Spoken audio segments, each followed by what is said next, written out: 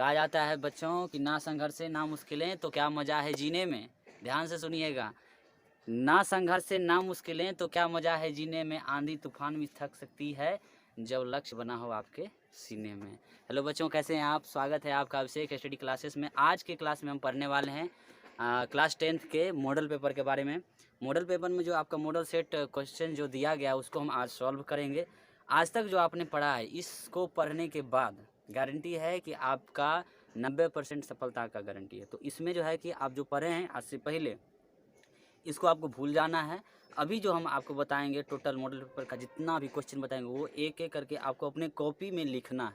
Guarantee बता रहे हैं, अगर आपने 100% पढ़ लिया तो 90% नंबर है। 100 में 90, अगर 100% पढ़ा तो 90% आपका नंबर रखा हुआ है। चलिए बच्चे स्टार्ट करते हैं। तो आपको शायद कुछ क्वेश्चन होगा जो समझ में नहीं आया होगा, लेकिन इसमें हम बता रहे हैं आपको कि कुछ ऐसे क्वेश्चन हैं जो कि आपको अच्छे तरीके से समझना है। ठीक है, चलिए पहला क्वेश्चन है कि साइन थीटा और कॉस थीटा कब बराबर होता है। पहला क्वेश्चन है कि साइन थीटा बराबर कॉस थीटा।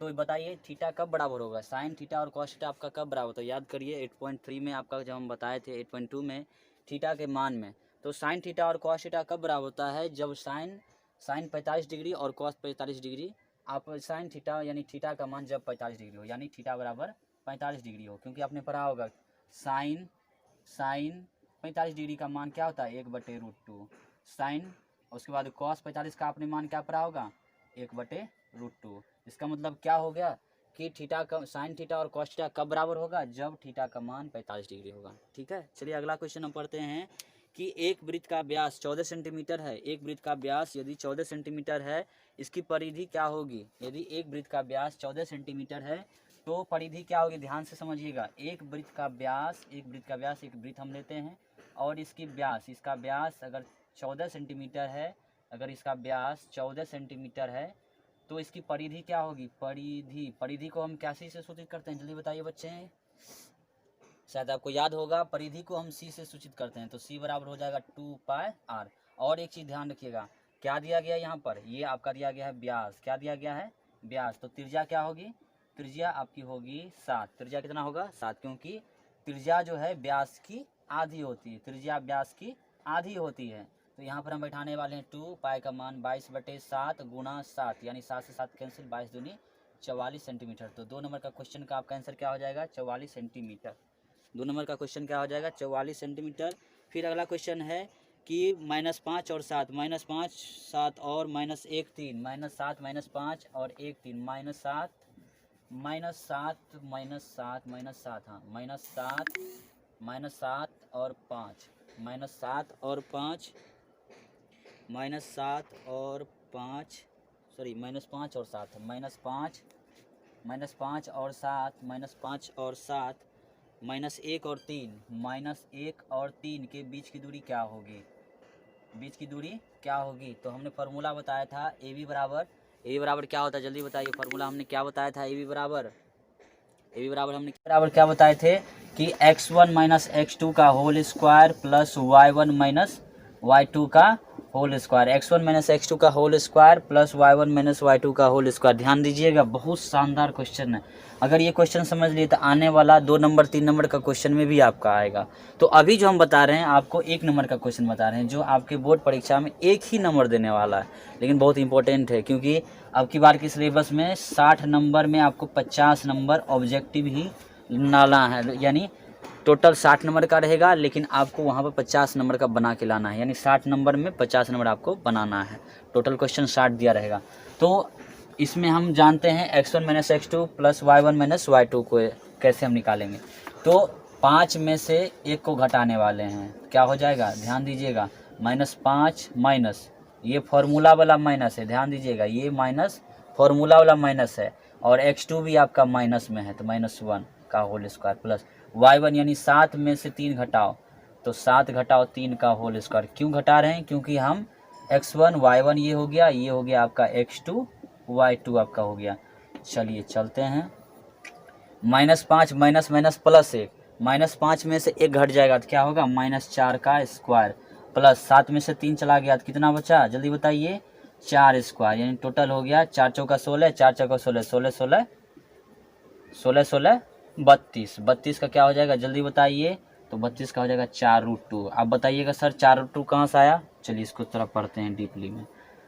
ये आपका क्या दिया गया है 32, तो 32 को हम खंड करने वाले हैं 2 से 16, फिर खंड करिए तो हो जाएगा 2 गुना 2 गुना 2 गुना 2 गुना 2, 2 दूनी 4, 4 दूनी 8, 8 दूनी 16, 16 दूनी 32। तो टोटल रूट का मतलब क्या हो गया, 2 में से 1 निकालना है, तो 2 को 2 में से 1 को 2 निकल गया, 2 को 2 में से 1 को 2 निकल गया, तो हो गया 2 गुना 2, 2 दूनी 4, और ये 2 आपका रह गया अंदर, तो टोटल हुआ 4√2। इसको लिखेंगे हम इकाई, ध्यान रखिएगा इकाई नहीं रखिएगा तो आपका ये नंबर कट जाएगा। कैसे बोर्ड में क्या आएगा आपका नंबर, ध्यान से देखिएगा। अगर आपने यहाँ तक बनाया तो आपका आएगा 1/2 यानी 8 आना, और अगर यदि आप इन्हें इकाई लिखे तो आपका ये टोटल 1 नंबर आएगा। क्लियर, तो इकाई बच्चे नहीं भूलना है आपको, ध्यान से। चलिए अगला क्वेश्चन आपका हम चलते हैं। अगला क्वेश्चन है कि यदि द्विघात समीकरण bx², जहाँ पर आप नहीं समझेंगे वीडियो को रोक करके आप बढ़िया से समझ लेंगे, क्योंकि ये बहुत इंपॉर्टेंट है, ठीक है। चलिए हम चलते हैं, अगला क्वेश्चन है द्विघात समीकरण bx² + ax + c, bx² + ax + c बराबर जीरो के मूल समान है, मूल समान है।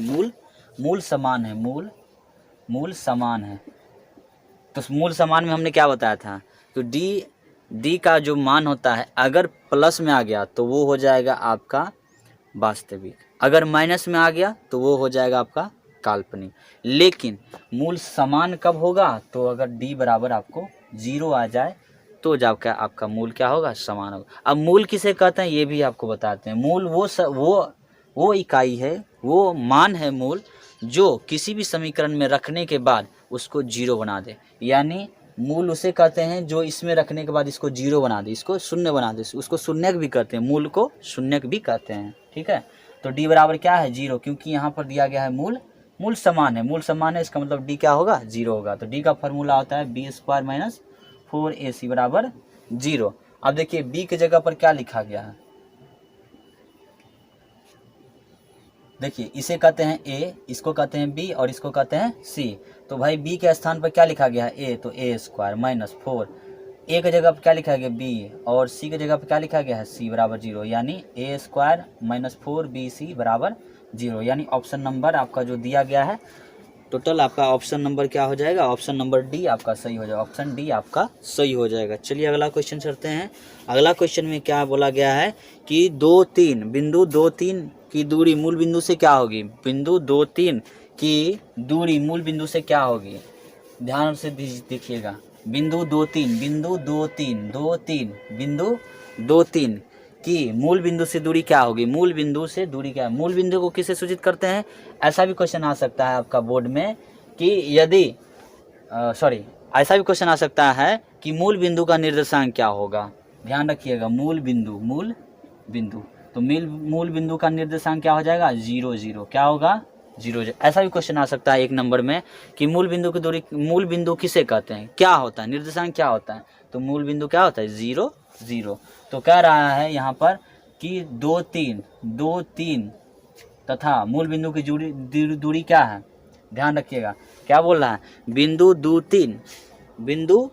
3 की दूरी मूल बिंदु से क्या होगी, तो इसको मानेंगे हम x1, इसको मानेंगे y1, ये हो गया x2 y2 x1 y1, ध्यान देखिएगा। चलो दूरी सूत्र अभी जस्ट बताए हैं, तुरंत एक फॉर्मूला में ही बताए हैं। दूरी फार्मूला क्या होता है x1 - x2 का whole square plus y1 - y2 का होल स्क्वायर। अगर इस तरह से आपका बन रहा है तो ठीक है, नहीं अगर आपने इस चैप्टर को पढ़ा है, तो अभी हम जो बताने वाले हैं वो ध्यान से रखिएगा। चलिए इसको हम लिख देते हैं ऐसे नहीं लिखेंगे, ऐसे लिख देते हैं हम 0 0, और दूसरा बिंदु हमने क्या बताया था 2 3, 0 0 और 2 3। अगर इस चैप्टर को आपने नहीं पढ़ा है तो आपको कैसे बनाना है शॉर्टकट में, तो 0 में से 2 घटाओ, 0 घटा 2, यानी इसमें इसको घटाना है, इसमें इसको घटाना है, ठीक है। तो 0 - 3 का होल स्क्वायर, यानी टोटल हो गया 2 स्क्वायर प्लस 3 स्क्वायर, यानी 2 दूनी 4 प्लस 3 तिया 9, यानी 9 4 13, रूट अंडर 13 आपका हो जाएगा। ठीक है, चलिए अगला क्वेश्चन चलते। ये 13 क्या है, फिर नहीं करना जैसे हमने यहाँ पर किया है। ठीक है, अभी हमने यहाँ पर इकाई नहीं लिखा है तो हमको कितना मार्क्स आएगा, हमको आएगा 1/2 यानी आधा मार्क्स आएगा। अगर हमने यहाँ पर इकाई लिखते हैं तो क्या आएगा, तब मेरा मार्क्स आ जाएगा ये टोटल 1 नंबर आएगा। ठीक है, ये गलती आपको नहीं करना। ठीक है, चलिए अगला क्वेश्चन चलते हैं हम लोग। अगला क्वेश्चन है निम्नलिखित में से किसका दशमलव प्रसार शांत होगा। निम्नलिखित में से किसका दशमलव प्रसार शांत होगा, निम्नलिखित में किसका दशमलव प्रसार शांत होगा। आपका ऑप्शन है 3/8, 2/15, 3/8, 3/8, 2/15 और आपका दिया गया है आपका और भी है 29/343, 29/343 और आपका एक और है 17/1536, 17/1536। ठीक है, ये 4 ऑप्शन है। तो निम्नलिखित में से किसका दशमलव प्रसार शांत होगा, निम्नलिखित में किसका दशमलव प्रसार शांत होगा। तो जैसा कि हम लोग बचपन में पढ़े हैं, बचपन में हम कैसे दशमलव निकालते थे, याद करिए, ऐसे निकालते थे 8/3, नहीं खाएगा तो 0 देंगे, यहाँ दशमलव फिर आएगा 0 तो हम खिलाएंगे 8×3 = 24। इस तरह से हम करेंगे तो टोटल आ गया यहाँ 6, फिर आया 0। इस तरह से हम लोग करते थे, याद करिए, करते थे या नहीं करते थे। लेकिन आपको यहाँ पर क्या करना है, अगर इस तरह से आप करने लगिएगा तो क्या होगा, आपका पूरा पेज खत्म हो जाएगा, लेकिन इसमें पता नहीं चलेगा कि कौन सा दशमलव शांत होगा, कौन सा अशांत होगा। तो इसका एक ट्रिक आपको हम बताएंगे। ट्रिक क्या है, ध्यान रखिएगा, ट्रिक। ठीक है, ये ट्रिक आपको ध्यान रखना है।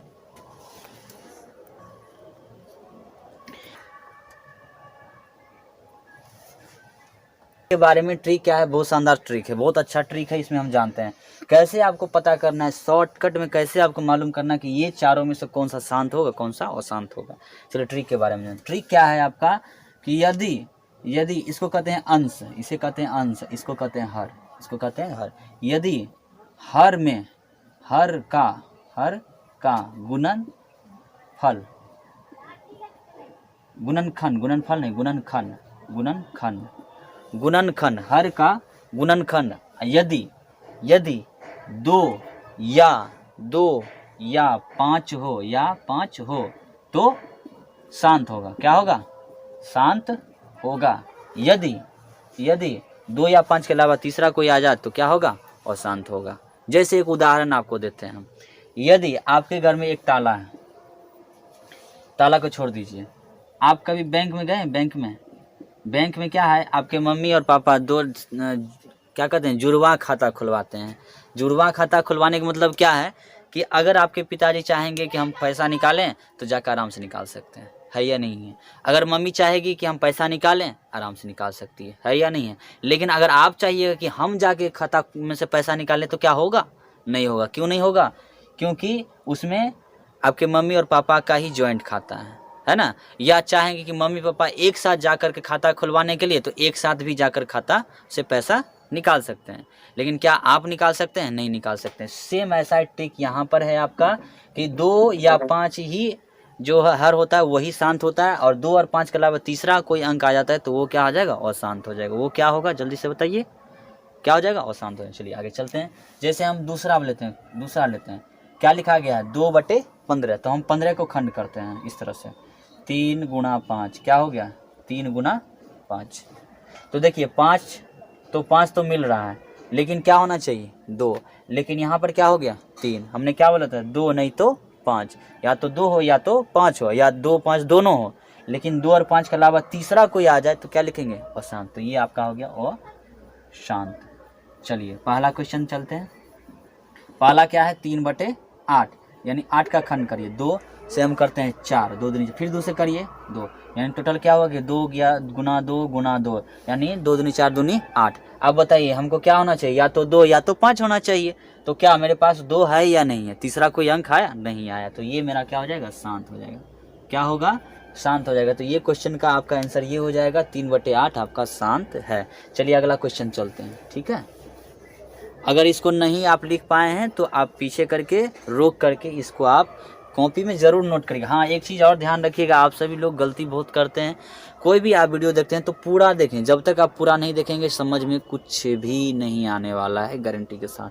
तो जो भी आप देखते हैं पूरा देखा करिए। और ये तो खास करके जो मॉडल का क्वेश्चन है वो टोटल आपको 1 2 बार 3 बार 4 बार 5 बार ज़रूर देखना पड़ेगा, क्योंकि ये बहुत ही आपका कारगर आने वाला है। क्योंकि ये आपका समझ लो तो रामबाण है, संजीवनी बूटी।